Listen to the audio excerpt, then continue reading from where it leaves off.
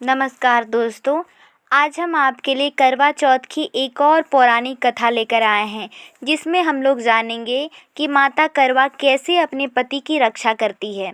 तो चलिए जानते हैं। इस कथा को पूरी श्रद्धा से सुनिएगा, क्योंकि इसे श्रद्धा से सुनने मात्र से माता करवा प्रसन्न होती हैं। पुराणों के अनुसार करवा नाम की एक पतिव्रता स्त्री अपने पति के साथ तुंगभद्रा नदी के किनारे स्थित गांव में रहती थी। उसका पति बूढ़ा और निर्बल था। एक दिन जब वह नदी के किनारे कपड़े धो रहा था, तभी अचानक एक मगरमच्छ वहां आया और वह करवा के पति के पैर अपने दांतों में दबाकर यमलोक की ओर ले जाने लगा। वृद्ध पति यह देख घबराया और जब उसने कुछ कहते नहीं बना, तो वह करवा करवा कहकर अपनी पत्नी को पुकारने लगा। पति की पुकार सुन माता करवा वहां पहुंची, तो मगरमच्छ उसके पति को यमलोक पहुंचाने ही वाला था।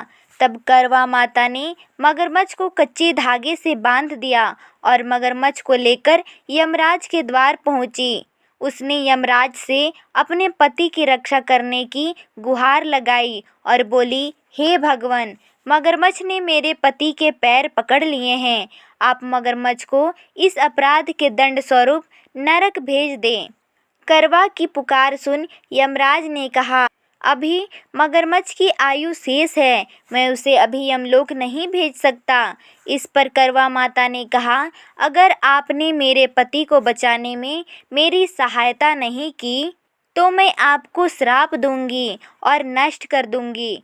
करवा का साहस देख यमराज भी डर गए और मगरमच्छ को यमपुरी भेज दिया। साथ ही करवा माता के पति को दीर्घायु होने का वरदान दिया। तब से कार्तिक कृष्ण की चतुर्थी को करवा चौथ व्रत का प्रचलन में आया, जिसे इस आधुनिक युग में भी महिलाएं अपनी पूरी भक्ति भाव के साथ करती हैं और भगवान से अपनी पति की लंबी उम्र की कामना करती हैं। हे करवा माता, इस कथा को सुनते, कहते और हुकार भरते सब पर कृपा करना। कुंवारी लड़कियों को मनभावन पति देना, सुहागिनों का सुहाग अमर रखना। उम्मीद करती हूँ कि मेरे द्वारा सुनाई गई कथा आप लोगों को अच्छी लगी होगी। यदि आप लोगों को कथा अच्छी लगी तो हमारे चैनल को सब्सक्राइब करना ना भूलें। धन्यवाद।